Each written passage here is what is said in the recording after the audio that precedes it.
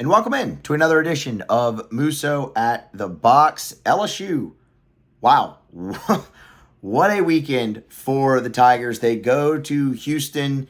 This is after beating Rice, obviously, on Wednesday night. They go to Houston, take a step up in competition, and boy, did they show out. I mean, we have so many takeaways to get to from that weekend, but the bottom line is LSU sweeps through the Astros College Classic. They win the tournament, technically based off of a run differential. Vanderbilt also swept through, but LSU winning by 5 on Sunday against Texas State gave them the needed run differential, so they are the champions of that tournament. That's 2 seasons in a row now. Jay has taken a team to one of these, satellite tournaments and won the thing based off a run differential. And again, it's not just that. LSU committed 1 error over 3 games. The starting pitching was flawless over 3 games. The offense did enough in game number 2, but was awesome in game number 1 and game number 3. There's just not much negative to really take away from that weekend. You took a step up in competition facing a top 15 Texas team, and you dominated that game. And we're going to go through it, but you dominated that baseball game. You played a very game ULL team who threw a great starting pitcher in that ball game and really handcuffed you for the majority of it. But you were able to break through thanks to a big veteran bat in Hayden Travinski, which we will get into. And that's a ULL club, y'all, that while you look at the Sun Belt, I think they were picked to finish 4th, if I'm remembering correctly from our preview, 4th or 5th. They looked a little bit better than that. I don't know. Let me put it this way, and I said it after the game.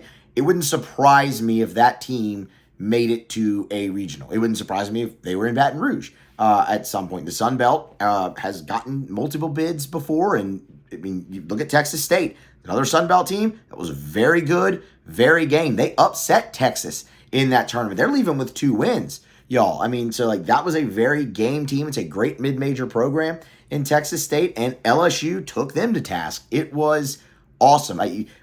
I know you could look at the teams on the surface, you see the number next to Texas's name, and obviously that stands out. You could look at the other teams on the surface and be like, it's ULL, it's Texas State. But look, I'm here to tell you, and we went through it in the preview, we went through it after each game. That is a step up in competition for LSU all 3 days based off of what they were playing before in VMI, in Central Arkansas, in Stony Brook, in Northern Illinois. That's a step up, and they passed the test with flying colors. Now, it's just one weekend. It is just one weekend, and I fully understand that. But I don't know how you don't come out of that weekend feeling awesome, because that felt real. Like, my one overarching takeaway, and we're going to get into everything like in the minute, but they're really good. It's confirmed to me now. They are really freaking good at baseball and are going to absolutely have to be dealt with this season. And it's going to be really hard for a lot of teams to deal with them because they can come at you in so many different ways, whether it's great defense in the field, whether it's really good dominant starting pitching in the Houston weekend, whether it's a versatile offense just like last year, and then you got a really deep and talented bullpen as well. That was real this weekend on multiple fronts. So we're going to dive into it. So smash the like button if you haven't already. Get subscribed to the podcast on your favorite podcast app. Subscribe to the YouTube channel. All that is greatly appreciated and helps the channel out a bunch. Share everything out. That's greatly appreciated as well. Let's dive into the games. Let's just take them one by one. We'll obviously start on Friday night with Texas, and y'all, we spent a lot of time on the preview talking about what LSU would do in that Friday night spot. Ultimately, it's Luke Holman. I'll be quite honest, I was surprised they moved him up, but as soon as that was confirmed and it was going to be him, I immediately got really amped to see him in that spot, because I think we have just well documented Luke Holman's journey, especially here. And I always made sure to throw in the caveat about him being Alabama's Friday night guy. And that caveat, again, was never to disparage him. I used it as a compliment, where that wasn't going to be his role. He started in the midweek. But Alabama had 2 injuries to their top 2 horses in the rotation, and he had to step up and go do it. And he did. You look at the pitchability with Luke Holman, that stands out. I mean, the efficiency has stood out. He's been dominant. He's been your best and most consistent arm in the starting rotation to this point. So yeah, you absolutely want to see him get that opportunity and get that spot. Where I got so amped up to see him is, and I tweeted this, it's safe to say that that's the biggest stage he's been on in his career, right? Alabama, call it what it is, hadn't been playing in very many meaningful games over the course of Luke Holman's career. They went to a Super Regional last year, faced off against Wake Forest. That's a great stage. It's a big opponent. Wake Forest, Winston-Salem, North Carolina, Super Regional or not, is not towing the rubber in a big league ballpark against the number 15 team in the country, a storied program like Texas, in front of 20+ thousand people. That's just not the same.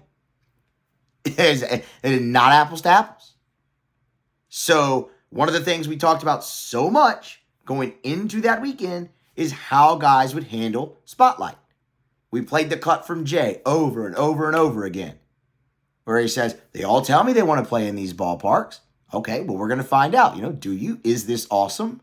Or can you not slow down enough and, not let the moment get too big?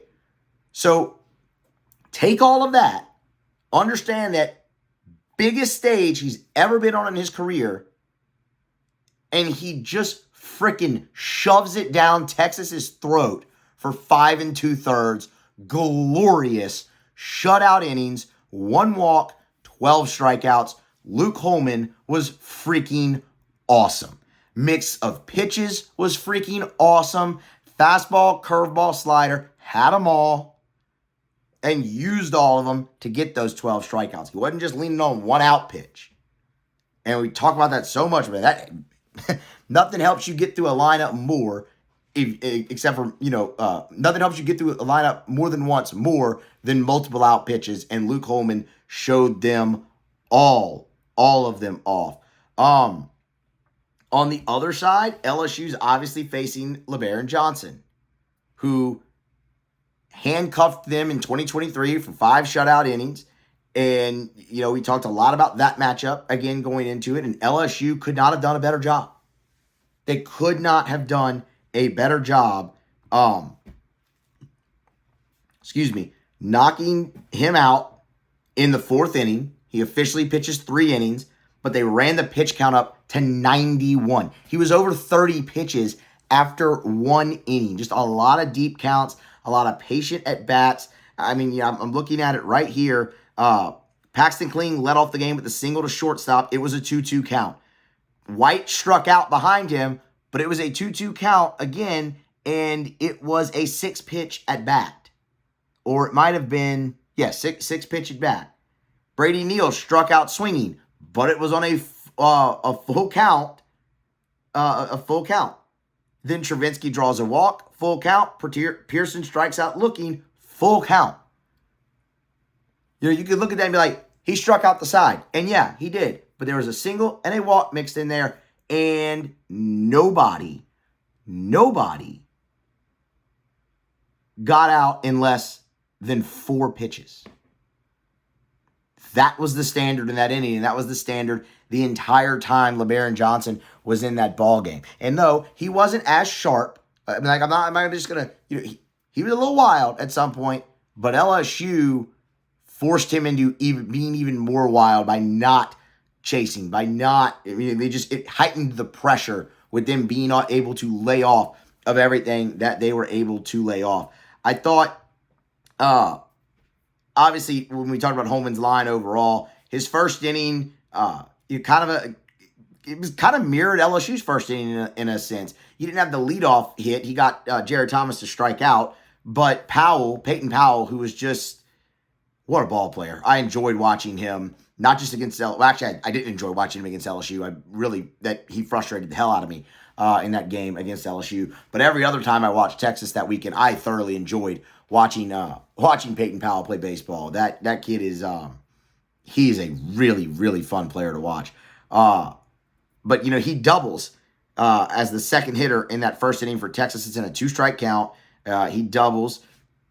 You get the walk. You get the strikeout of Flores, and then Porter Brown walks. So you have first and second there, and it's tipping in the balance a little bit. You're right there in the middle of that Texas order, but Luke Holman in a full count gets a swinging strikeout to end the inning, and that really set the tone for him. It was funny early in that game, man. It felt like two fighters kind of feeling each other out. The building was on edge with everything. It was ready to explode, kind of like a powder keg. It felt very much like a powder keg. You get 3 scoreless innings to start it, and then LSU finally breaks through in the fourth inning, and causes that powder keg to explode. Jared Jones gets himself into a hitter's count, doubles down the left field line. Stephen Milam comes up, draws a walk, a great at bat from Stephen Milam, full count, but had 3 foul balls in there, some great takes, really, really worked LeBaron Johnson, and that chased him from the ball game. Great poise by the freshman, which we're going to get into because that was one of the things we wanted to see. And Tanner Witt comes in for Johnson and promptly walks Bingham on 4 pitches. And then Michael Braswell, y'all, who was really the offensive standout for LSU on Friday night, does a beautiful job. So I don't want to gloss over his first at bat, because Braswell's first at bat in the second inning. His first at bat in the second inning, he fell behind. Now it didn't materialize anything, but he falls behind 0-2, and then gets it to 1-2, foul ball, gets it to 2-2, foul ball, fights off 4 really tough pitches with the count even, and then doubles to left field. It was awesome. It was LSU's first hit of the ball game. And it was the first time everybody was like, okay, breath, and here we go. And then in the fourth inning, with Jones and Milam on at Jones and Milam on to start with nobody out. You have a wild pitch as well in there that moves them up to second and third. And Braswell again falls behind in the count, 0-2, gets it to 1-2, and singles through the left side to drive in the first 2 runs of the ball game for LSU. I mean, you couldn't have gotten a better response. We talk so much as well about when your team gives you the lead, you need your pitcher, starter, reliever, whoever, to go out there and immediately put up a 0 and a quick one at that. And Luke Holman did that. Ground out, strikeout, and gets LSU back there into the dugout and able to look and try to tack on. Tack on they would in the 7th inning. So you have 2 scoreless frames there in the 5th and the 6th. And then in the 7th, Tommy White leads off with a bomb to left center field. You talk about a no-doubter. So if you've ever been to Minute Maid Park, or if you were watching, you know where this goes. But if you weren't, if you've ever been to Minute Maid Park out in left center, they have that kind of balcony type ledge thing. It's got the gas pump on it. He hit it on top of that. Like, it landed on that ledge and bounced just down the hallway in Minute Maid Park. It was an absolute no-doubt shot, about 107 miles per hour off the bat, over 400 feet. Just vintage Tommy White. He got himself into a hitter's count, and he didn't miss it. Travinsky would follow after a Neal strikeout with a walk and would advance the second on a pass ball. Josh Pearson would reach on a fielding error. So you have runners at the corners. That's when Texas pulls Easton Tumas, their freshman reliever who had really been off to a hot start, and they go to Grant Fontenot, former LSU Tiger Grant Fontenot. He threw one pitch to Jared Jones, and Jared Jones iced the ball game. Another absolute no-doubter from Jones to the opposite field, Oppo Taco for the Bear, and it put LSU, a 3-run shot, and it put LSU up 6-0. And at that point, your bullpen was already really kind of doing its thing after Holman had left in the bottom half of the previous inning.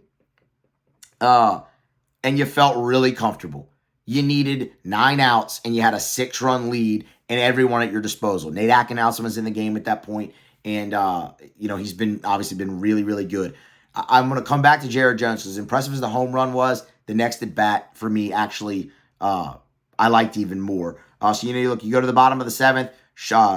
Kimball Schuessler homers to get Texas onto the board, but Atkinson bounces back by striking out the side, 2 swinging, 1 looking. Love the bounce back, love the response from Ack there. And then you have the scoreless 8th for everybody involved. You go to the 9th inning, and that's where the next at bat for Jared Jones happens, and he doubles, ground rule double to right center field. But why I want to highlight it, it was on a breaking ball. It was perfect in a 2-strike count, a 2-strike breaking ball, and he hammers it the other way, stays back, hammers it the other way, and gets the ground rule double. That's kind of the growth that everybody's wanted to see from Jared Jones there. It was on display. There. It was great. Atkinson gets himself into a little bit of trouble there in the 9th inning. You would have loved to have seen him kind of just finish it out, do the deal. Couldn't, gives up the double, gives up a single, and that's when they bring in Ulloa. And Ulloa gets a strikeout looking, a pop-up, and looked like he was going to get out of it without allowing the inherited runners to score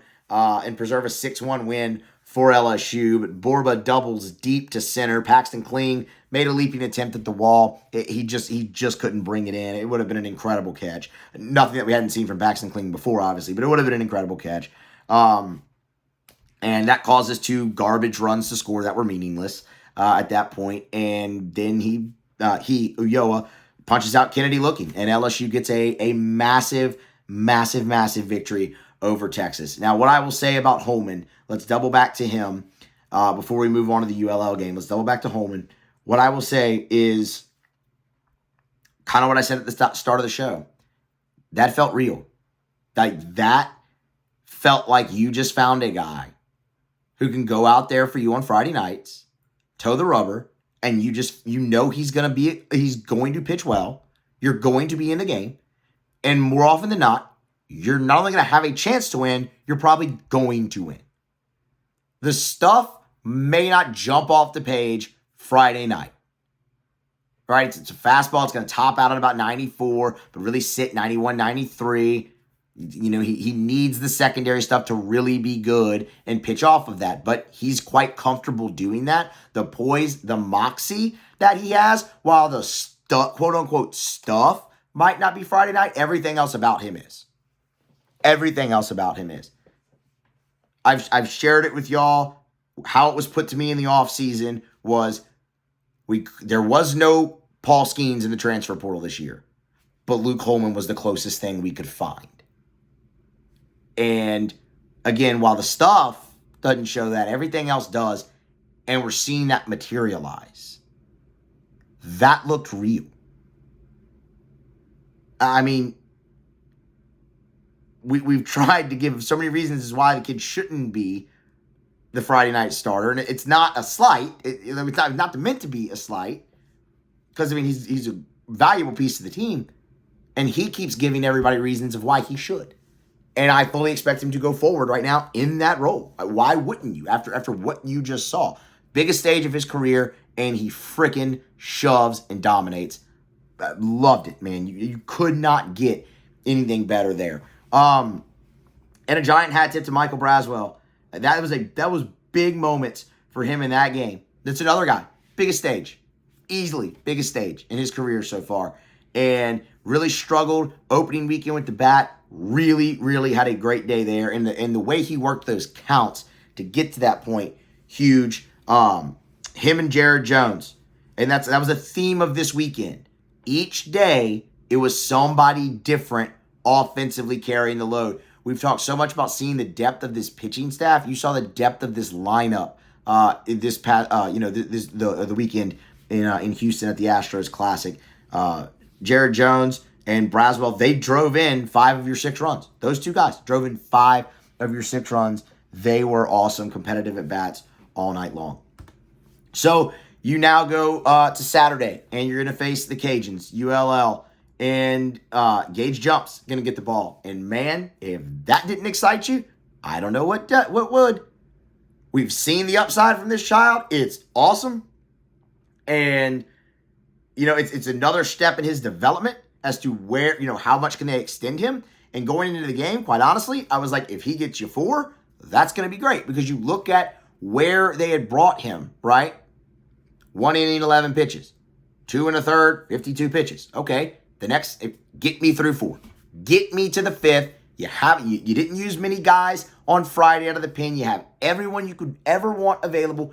Give me 4. He gets you 5, and he damn near got you 5 perfect innings. If not for that stupid little blooper, that cheap little hit that fell between Jump and Braswell, and both of them gave great effort for it, he would have had 5 perfect innings. He was dominant. Again, everything working for him on the bump. And you saw, again, like, as great as Luke Holman was, and he was awesome, Gage Jump went out there on Saturday and did his best to make you forget all about the outing that Holman had. And again, it's not meant to be a slight. I'm trying to illustrate the ridiculous amount of weapons that LSU has at their disposal on the mound right now.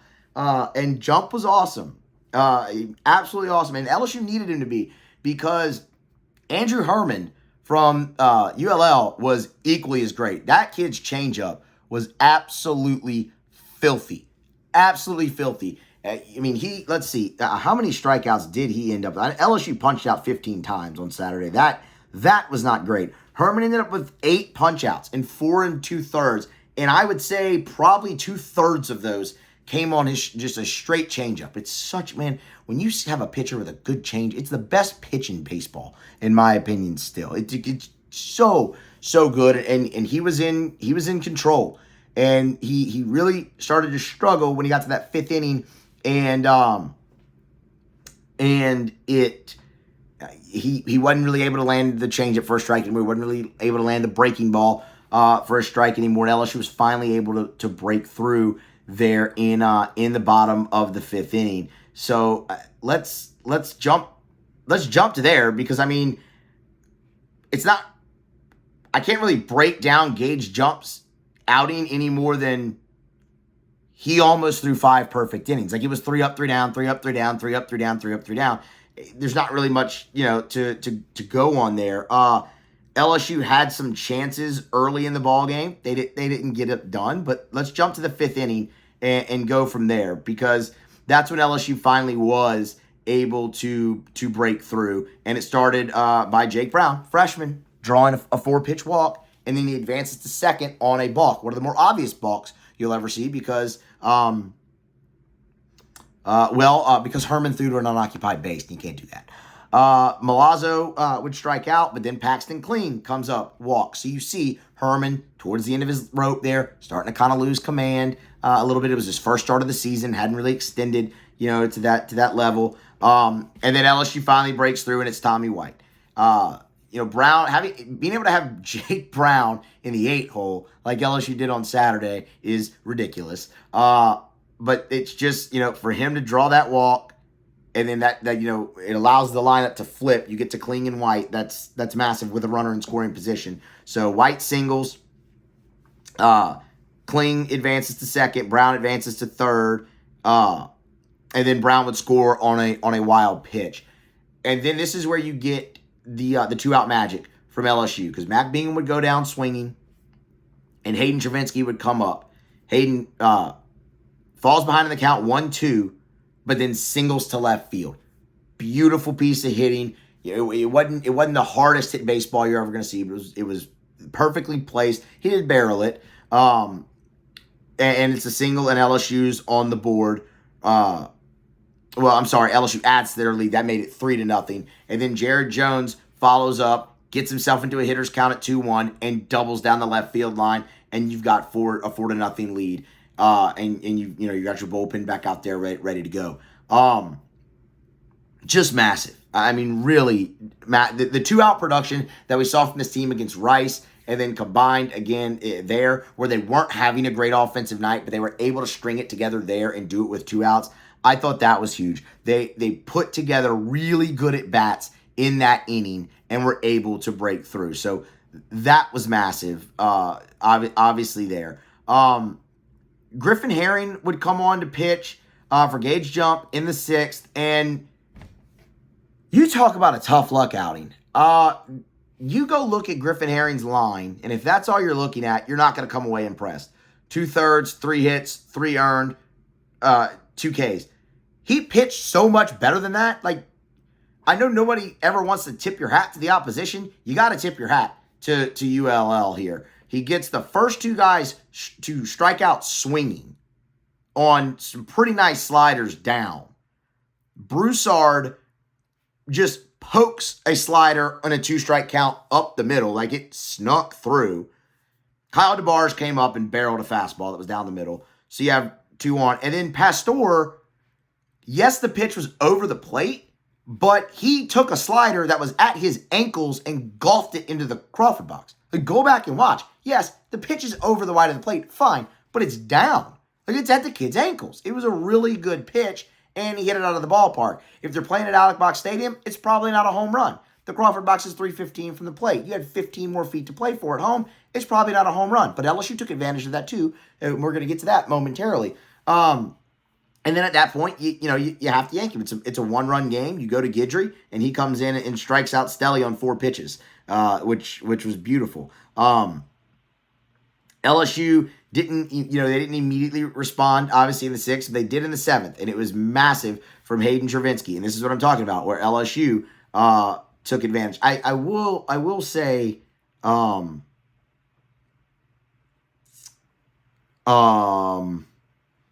6th inning, LSU had a great opportunity to respond. Milam gets his first hit of the weekend, singling down the left field line. Brown would draw a walk. Your 2 freshmen starting things off for you there.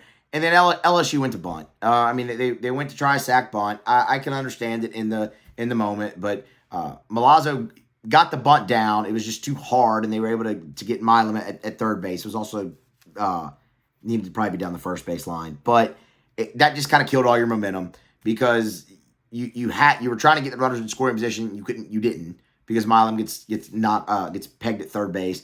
Then Kling strikes out. So you really missed a golden opportunity there after you had them on the ropes in the 5th, got the runs home. That kind of allowed ULL to steal some momentum back, failing to execute that, especially after they had jumped up, or I should say gotten 3 of the 4 runs back. But in the 7th inning, Hayden Travinski with the big swing. That was massive. So it's after Bingham strikes out to start the inning.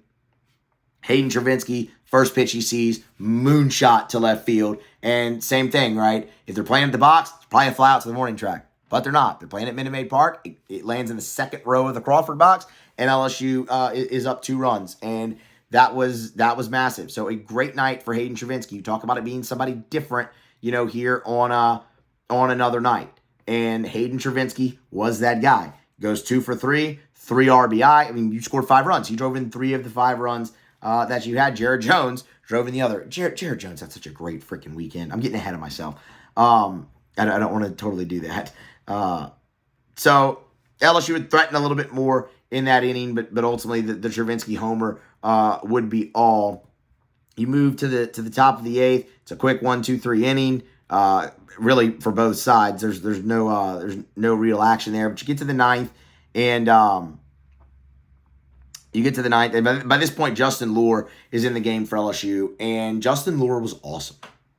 Justin Lohr was awesome for LSU in that ball game. He had come in the 7th, I believe.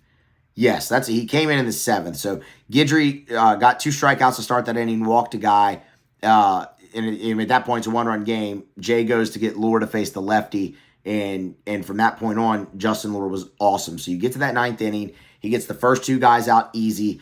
Torres hits a ball off the foul pole. You give up a single to LaFleur. But then big credit to Justin Lohr. In a full count, gets a strikeout looking of Taylor. And that ends the ball game. And I thought Lohr's fastball looked great, which is something we had really been talking about. Can he get that fastball command down? He did. It was awesome.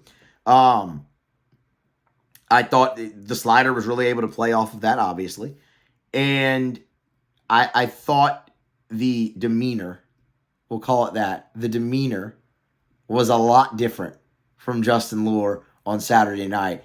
My guy was out there talking to himself. He was circling the mound, showing great energy, looking like the nutcase that back into the bullpen guys normally are, and I loved it. I loved seeing that from Justin Lure. So, man, that's a hell of a step in the right direction. And just again to show you how well he pounded the zone, 38 pitches, 25 of them for strikes. You'll take that ratio every time. I know he gave up the run, fine. Would you love to see shutout ball? Of course. But he struck out 4 and didn't walk anybody in 2 1/3, and he got the last out of the game before the last run crossed the plate, which ultimately is what his job is. That was the best outing I've seen from Justin Lure all season, and I cannot wait to watch number 6 get back out there on the mound. Okay, so at that point, look, LSU's got the series win. You know, you're 2-0. That's what you want to set out to do every weekend. I know it's a tournament, not totally serious, but you get what I'm saying. And you go play a really game Texas State team and see if you can't get out of there 3-0 and maybe win the tournament. And that's exactly what LSU did. Thatcher Hurd gets announced as a starting pitcher, and hello, yeah, let's see this. He goes out there, gives you the scoreless first. That shouldn't be a surprise. That's the 3rd scoreless first for Thatcher Hurd. We hear so much about the inevitable 2, right? That has not been a problem for Thatcher Hurd. Not even close to being a problem for Thatcher Hurd this season. What's been a problem is after that. He hadn't really been able to settle in. I thought he did on Sunday. I really, really did. LSU started a little slow offensively, but they were putting together great at-bats and were tagging the baseball. It just wasn't finding the green grass. It just wasn't finding the holes for them yet. But they were competitive against the pitching from Texas State. So that obviously was phenomenal. And again, so, you know, look, you get through that first inning and you immediately want to see Thatcher Hurd in the second, and he was awesome. 3 up, 3 down. Gets Galloway on 1 pitch, gets Lugo on 4, and gets Powell on 2. That's exactly what you want to see from Thatcher Hurd if you're looking for him to settle in. And he was great. There was much more curveball from him today, which I thought was fantastic. That's obviously, I think that's his best pitch. We've talked so much about when Thatcher Hurd kind of turned the corner in 2023. When he started to get the feel back for that overhand curveball, that's when he started turning the corner. Everyone's going to point to that Oregon State game where he fanned 12, and the majority of them on that. You can look, but you can go back really, again, to when he started turning the corner. He started to feature that more, and he featured that more on Sunday and pitched really, really well. The second inning is LSU gets 2 men on, but they can't push a run across. You get to the third, Thatcher Hurd, this big freaking star, Sharpie, highlight it, do everything you need to. This inning went a long way to LSU winning this baseball game. Yes, I know they had 10 runs on 19 hits, but this inning allowed a lot of that to be possible. So Thatcher Hurd goes back out there for the third. Again, you're looking for him to settle in. He gives up a leadoff double to Collier, the 9-hole hitter, and it flips the lineup. And if you watched our live stream after Saturday's game, I told you, I'm like, Texas State's top of that order, the top 3, are lethal, and they're all having great weekends. We talked about Ryan Farber plenty because the kid was hitting over 500. He's a true freshman. He's epic. Patino was off to a great start. But Mora was the guy. He's their All-American, the conference's preseason player of the year, and he was off to a slow start. He heated up in Houston, had a walk-off homer in the 10th inning of their first game that they won, and just went ape against Texas on Saturday, which was an insane game, by the way. But he just went ape in that ball game. So you got Farber, Patino, Mora, all hot, coming up to face Hurd for their second time, and you have a leadoff double. He gets Farber down in the count, fly out to left. Patino grounds out unassisted to Jared Jones.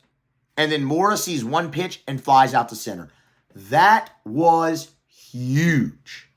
Leadoff double, that top of the order, and he goes bam, bam, bam. 1, 2, 3, they're out. And he gets you back in the dugout. That had to be just a massive confidence boost for Thatcher Hurd, where it hadn't gone the way he wants it to go. We obviously know that. But that looked like the guy we saw at the end of last season. So that was massive. And then Josh Pearson promptly responds by hitting a ball into the bullpen in right center field. Blast from Pearson. And LSU's on the board 1-0, and they would never, ever look back.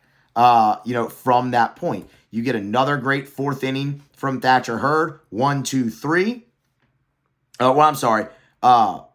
A strikeout, a single, and then a double play. So not 1, 2, 3, but he faced the minimum is really what I meant. And then LSU blew the game open. They scored 5 runs. Stephen Milam started it. He had a great Sunday, 3 for 4. I believe he had hits from both sides of the plate. Don't quote me on that, actually. And then Bear Jones follows that up with a single. So you have runners at the corner. Jake Brown doubles. That scores Milam. Jones advances. Braswell walks. Kling singles. LSU ends up with the bases loaded a couple times. All in all, they score 5 runs in that inning, and they're up 6-0. They bat around, and you're feeling absolutely fantastic about their chances. The problem with that, it was a very long inning, and Thatcher Hurd had to sit. And immediately, when he came back out, it's like, okay, how's he going to do after having to sit? He gives up a single on the first pitch of the inning, then goes fly out, strikeout, and then just could not get the last out of that inning. It felt like it's back to the top of the order. Farber, he's got him down 1-2, but he singles to the left side. That scored a run and got Texas State on the board. Patino comes up. Hurd gets him 0-2. He's a strike away, but gives up a double. So you have runners at second and third, and then Mora comes up, singles to the shortstop. Braswell was shaded more towards the middle of the field, had to range. Looked like it was a really tough play. He tried to backhand it. He just couldn't. I say that. He did backhand it. He tried to throw, and he couldn't. It was a throw. He committed the throwing error. It was LSU's only error of the weekend, and that allowed 2 runs to score, and they put up 3. Right after that, Hurd hits Ramirez, and it's like, man, you're going to have to go get him. Like, it looks like you're going to have to go get him. And then he comes back and strikes out Pena to end the inning and keep LSU up 6-3. I thought it wasn't the way you wanted the outing to end for Thatcher Hurd, obviously, because through the first 4 innings, he looked awesome, and it looked like he had really settled in. And that long wait, I think, did mess with him. But what I also thought was that was huge for him to be able to work out of that by himself. I thought he needed to work out of that by himself, and he did. And ultimately, that's huge. He finally got to end a start on a positive note. And I know that might sound strange because he gave up 3 runs in his final inning, but it could have been worse. Luckily he had a big cushion, and they were able to be like, hey, no, go. You're going to work out of this. And he did. That again has to be a big confidence boost. So I'm excited to see him. I'm excited to see him on the mound again. I know because he was rolling so much early, you wanted to see him finish out on that note, but that's still a massive step in the right direction for him to get you 5 innings and only give up the 2 earned runs in there and get his first win on the season as well. So, look, at that point, LSU's up 6-3. They would add 2 more in the 6th inning of the ball game. This is not working the way I want it to. And the 6th inning is when they hit 3 straight doubles in a row, which was awesome. Milam Travinsky Jones or Travinsky Milam Jones, I think actually is how it went. But that was I'm sorry. Neil Travinsky Milam had the 3 doubles in a row there. So LSU ends up putting up 2 more runs. And then in the 8th, LSU would put up 2 more runs as well. That made it 10-3 at that point. Travinsky doubled, and then again, Stephen Milam just laces a ball to right field. Ashton Larson would come off the bench, get a pinch hit. LSU's up 10-3. Yes, they gave up a couple runs in the 9th.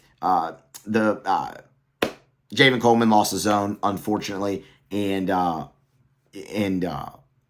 ultimately led to a run, but they also get the out, and they win at 10-5, and they win the tournament. And it was a great weekend. Before we get out of here, let's highlight some, maybe not individual performances, but just some things as a whole. So off the top, I mentioned your starting pitching was dominant. LSU starting pitching this weekend only walked 2 hitters, struck out 22.